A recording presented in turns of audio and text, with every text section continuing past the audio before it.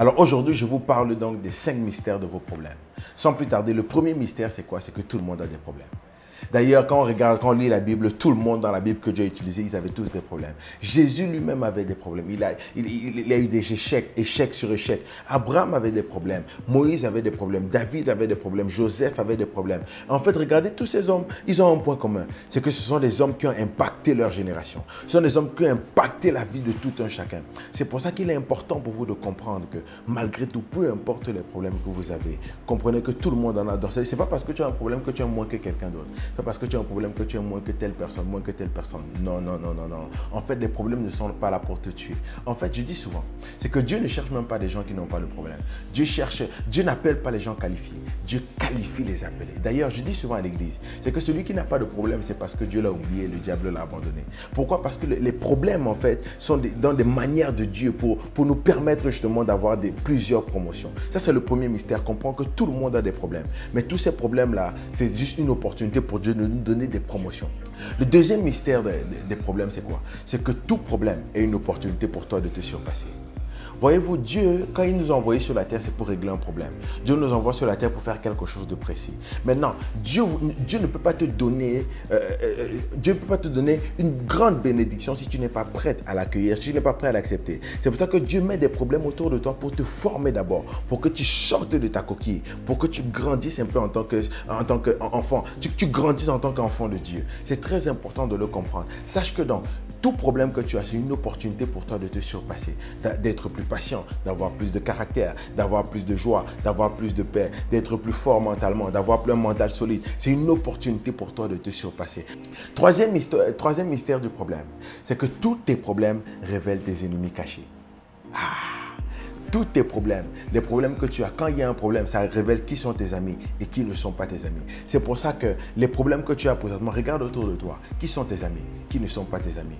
Voyez-vous que c'est très important de le mentionner. Parce que des fois, Dieu permet que les problèmes viennent dans nos vies simplement parce que Dieu veut écarter certaines personnes de ta vie. Il veut écarter. Et il sait que s'il met ces problèmes-là, quand tu avais tout, quand tu avais de l'argent, ou bien quand tu avais tout le bonheur, quand tu étais encore en santé, il y avait toutes ces personnes qui venaient. Ils disaient, oh, je suis avec toi, oh, je vais te soutenir, bla, bla, bla, bla, etc., etc.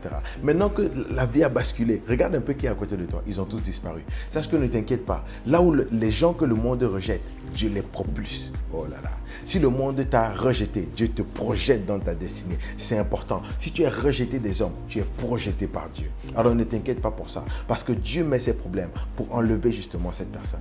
Quatrième mystère justement des problèmes, c'est que arrête de raconter tes problèmes aux gens incapables de les résoudre. Oh là là. Je vois beaucoup trop de personnes, quand ils ont certaines situations, ils prennent le téléphone, ils commencent à appeler des gens. Ils appellent, ils commencent à raconter des problèmes. Oh, voici, j'ai ça, j'ai ça. Arrête de raconter tes problèmes aux gens incapables de les résoudre. Mets-toi à genoux, commence à prier vers ton dos. Dis, Seigneur, j'ai besoin de toi. Seigneur, j'ai besoin de ta grâce. Seigneur, j'ai besoin que tu puisses m'élever. Seigneur, j'ai besoin. Parle à ton Dieu. Arrête de raconter tes problèmes aux gens qui sont incapables de les résoudre. Ils vont seulement compatir. Oh oui, ça va. Non. Regardez une histoire qui me passionne dans la Bible. Marie, justement, est enceinte. Elle a une visitation. Elle a dit, tu deviendras enceinte. Marie quitte de son village et quitte sa famille. Elle va voir Élisabeth, qui est sa cousine éloignée. C'est parce que tu dois comprendre quelque chose. Arrête de raconter tes problèmes aux gens. Des fois, les gens même autour de toi à qui tu racontes tes problèmes, c'est eux-mêmes qui veulent ta chute. Alors, à la place de raconter tout ça, mets-toi à genoux, prie vers ton Dieu. Dis, Seigneur, j'ai besoin de toi. Dis, Seigneur, j'ai besoin de t'aider. J'ai besoin que tu puisses m'aider. Pourquoi? Parce que c'est Dieu qui a placé cela. La Bible me dit, bien aimé dans le Seigneur, que toute chose concourt au bien de ceux qui aiment Dieu. Ça veut dire que peu importe les problèmes que tu as présentement, sache que ça va passer. Ça m'amène dans mon cinquième mystère. Tout problème passera certainement. Sache que tous les problèmes que tu as aujourd'hui, ils vont certainement passer. Ils ne sont pas là pour durer. La Bible me dit que même si la nuit dure longtemps, le jour finit toujours par se lever. Et ça, c'est une parole qui me bénit énormément. Même si la nuit a duré longtemps, le jour va toujours finir par se lever. Alors toi qui es en train de m'écouter, mon frère, ma soeur, sache que peu importe si la nuit a duré longtemps, le jour finit toujours par se lever.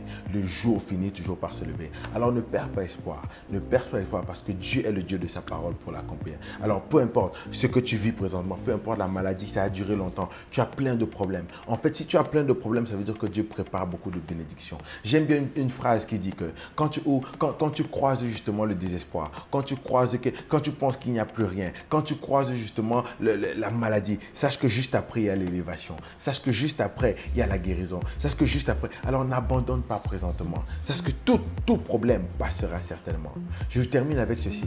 Vous savez, les scientifiques ont prouvé que quand tu penses que tu as tout fini, quand tu penses que tu as tout essayé, tu es au bout du rouleau, tu as fini, tu ne peux plus accomplir, il y a trop de problèmes. En fait, tu n'es qu'à 40% de tes capacités. Oh là là, oh là là. Quand tu penses que tu as tout essayé, tu ne peux plus rien faire. En fait, tu n'es qu'à 40% de tes capacités. Il reste un 60%. Alors, je t'encourage, mon frère, je t'encourage, ma soeur. Alors, si ce message a béni ta vie, n'hésite pas à le partager autour de toi. Partage-le avec tes frères et sœurs. Partage-le avec tes amis. Partage-le et il va bénir quelqu'un autour de toi.